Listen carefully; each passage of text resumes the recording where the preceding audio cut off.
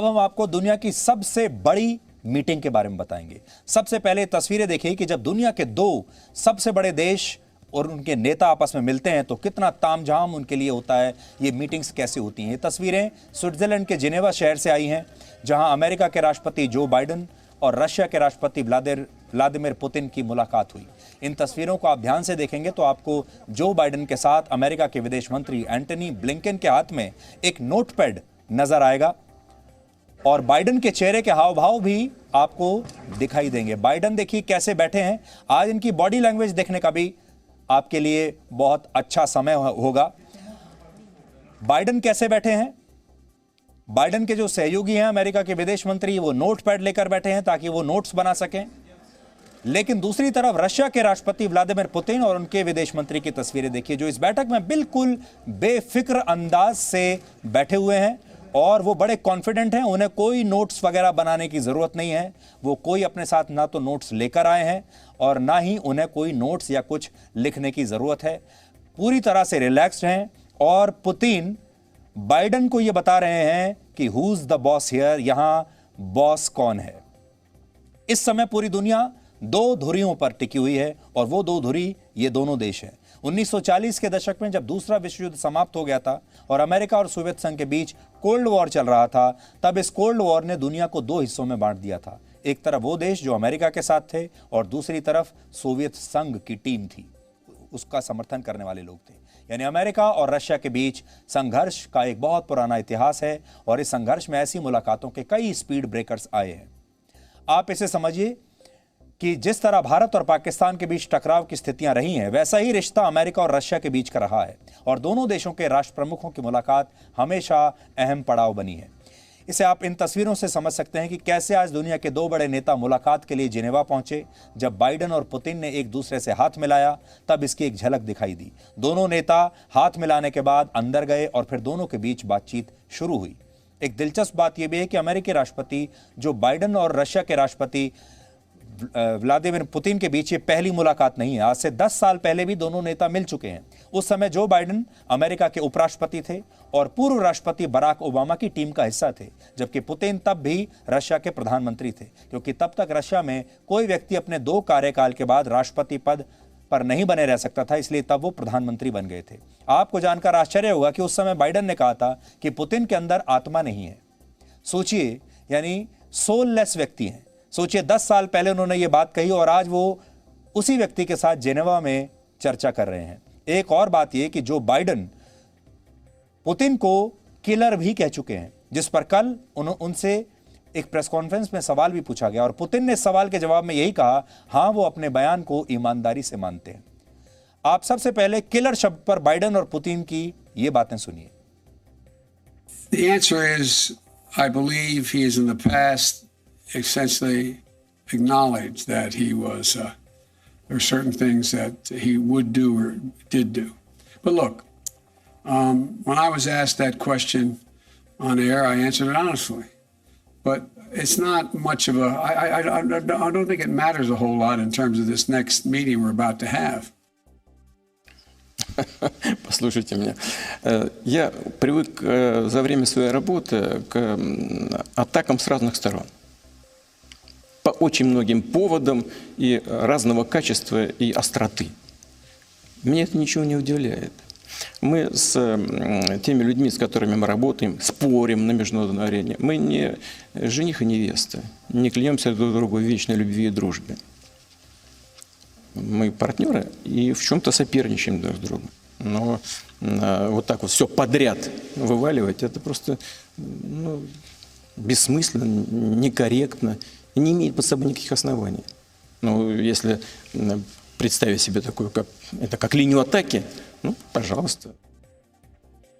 तो पुतिन कह रहे हैं कि हम पति पत्नी नहीं हैं जो हमेशा अच्छी बात करें, हम पार्टनर्स हैं। जो बाइडेन ने इसी वर्ष अमेरिका के राष्ट्रपति का कार्यभार संभाला है, लेकिन पुतिन के पास राष्ट्रपति का 18 साल का लंबा अनुभव है और वो 4 साल रशिया के प्रधानमंत्री भी रह चुके हैं और यही अनुभव आपको इन तस्वीरों में भी दिखा होगा। अमेरिका और सोवियत संघ के बीच 1945 में शुरू हुआ कोल्ड वॉर वर्ष 1991 तक चला था।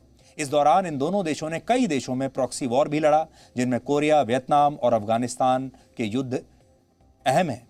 हालांकि 1991 में जब सोवियत संघ 15 स्वतंत्र देशों में बंट गया था, तब उसके बाद अमेरिका का दुनिया में प्रभुत्व काफी बढ़ा और इसकी वजह से अमेरिका और रशिया के बीच कई मौकों पर तनाव उभरकर सामने आया था। आज हमने आपके लिए एक बहुत खास रिपोर्ट पेश की है कि कब कब अमेरिका और रशिया के नेताओं के बीच, उनके राष्ट्रपतियों के बीच कब कब मुलाकात हुई, वो मुलाकात कैसी हुई, ये आप देखिए। Vladimir Putin, you think he's a killer? I do. So what price must he pay? The price he's going to pay, well, you'll see shortly.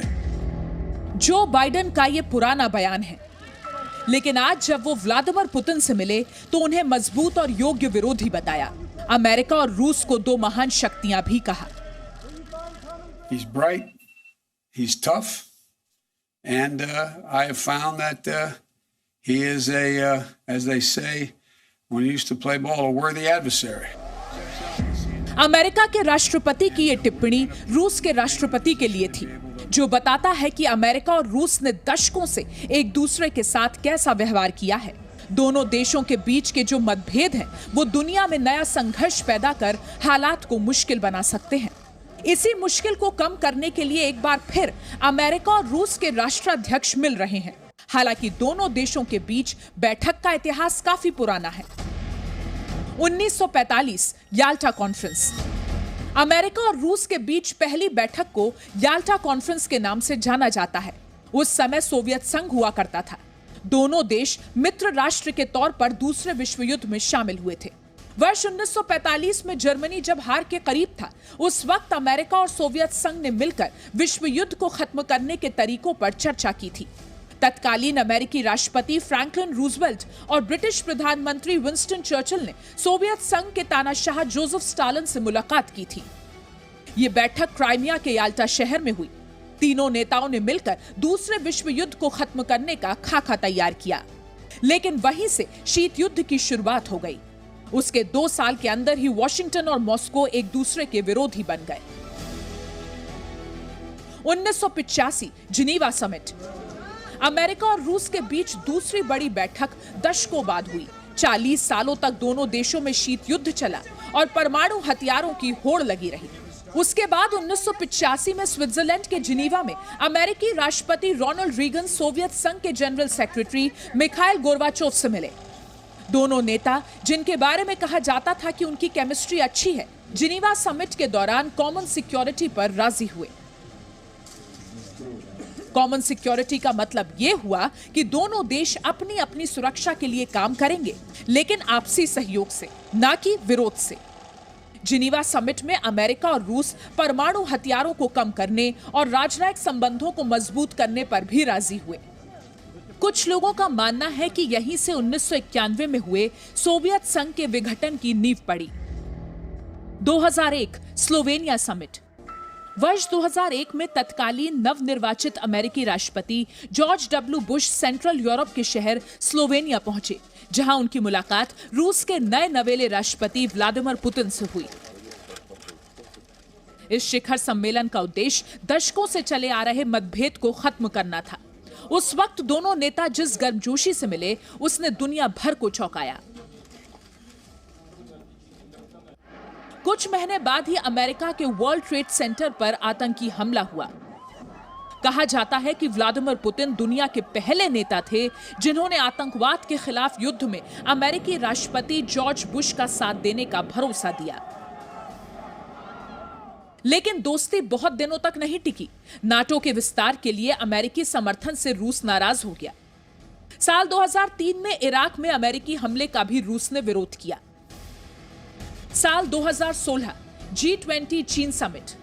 साल 2016 में चीन में G20 देशों की बैठक हुई। बैठक के दौरान ही तत्कालीन अमेरिकी राष्ट्रपति बराक ओबामा की मुलाकात 16 सालों से रूस के राष्ट्रपति पद पर बने हुए पुतिन से हुई। हालांकि इस मुलाकात के कुछ खास नतीजे नहीं निकले। ये वो वक्त था जब रूस घरेलू असंतुष्टों पर कार्रवाई कर रहा था और यूक्रेन अलग होने वाला था। साथ ही अफवाह ये थी कि 2016 के अमेरिकी राष्ट्रपति चुनाव में रूस हस्तक्षेप करने की कोशिश कर रहा है। इन सारी बातों का असर दोनों की मुलाकात के दौरान दिखा, लेकिन बराक ओबामा जब रूस को खलनायक की तरह देख रहे थे, उसी वक्त दूसरे राष्ट्रपति का रवैया बिल्कुल अलग था। 2018 हेलसिंकी समिट। साल 2018 में फिनलैंड के हेलसिंकी में डोनाल्ड ट्रंप की मुलाकात व्लादिमीर पुतिन से हुई, जहां ट्रंप के संकेतों से संदेश गया कि रूस अमेरिका के आंतरिक मामलों में दखल नहीं देता है। ट्रंप के संकेत से पुतिन के बयानों को भी ताकत मिली। हालांकि इससे अमेरिकी इंटेलिजेंस में असंतोष भी बढ़ा। आखिरकार डोनाल्ड ट्रंप को अपने बयानों से पीछे हटना पड़ा। व्लादिमीर पुतिन, जो पिछले 20 सालों से रूस के राष्ट्रपति हैं, चौथी बार अमेरिका के राष्ट्रपति से मिल रहे हैं। अब सवाल यह है कि इस मुलाकात में किसकी शिकायतों की लिस्ट लंबी है और क्या जो बाइडेन का अंदाज रूस के लिए अमेरिका के बदले रवैये का संकेत है। ब्यूरो रिपोर्ट, जी मीडिया। सबसे बड़ी बात यह है कि जो बाइडेन और पुतिन जब मिले तो चीन के बारे में दोनों के बीच क्या बातचीत हुई, क्योंकि इस समय जो बाइडेन चीन के पीछे पड़े हुए हैं। जो बाइडेन का दुश्मन नंबर 1 है चीन, और पुतिन इस समय चीन को बचाने में लगे हुए हैं। इसलिए अब यह देखना होगा कि चीन का क्या होता है, क्योंकि चीन के साथ रशिया आकर खड़ा हो गया। दूसरी बड़ी बात यह है कि पुतिन बहुत अनुभवी हैं, और पुतिन जब से रशिया के राष्ट्रपति बने हैं तब से वो अमेरिका के 4 राष्ट्रपतियों के कार्यकाल देख चुके हैं। और जो बाइडेन अभी नए नए राष्ट्रपति बने हैं और राष्ट्रपति के तौर पर पुतिन की उनसे पहली बैठक है। और पुतिन वर्षों से इस तरह की बैठकें अमेरिका के अलग अलग राष्ट्रपतियों से करते चले आ रहे हैं। इसलिए पुतिन के साथ नेगोशिएट करना किसी भी अमेरिकी राष्ट्रपति के लिए आसान काम बिल्कुल नहीं होगा। और पुतिन ये भी जानते हैं कि उन्हें चीन का भी खुला समर्थन है। इसलिए अगर रशिया और चीन इन्होंने मिलकर अलग से एक ब्लॉक बना लिया तो ये ब्लॉक भी काफ़ी शक्तिशाली हो जाएगा और ये अमेरिका को एक बहुत बड़ी चुनौती दे सकते हैं।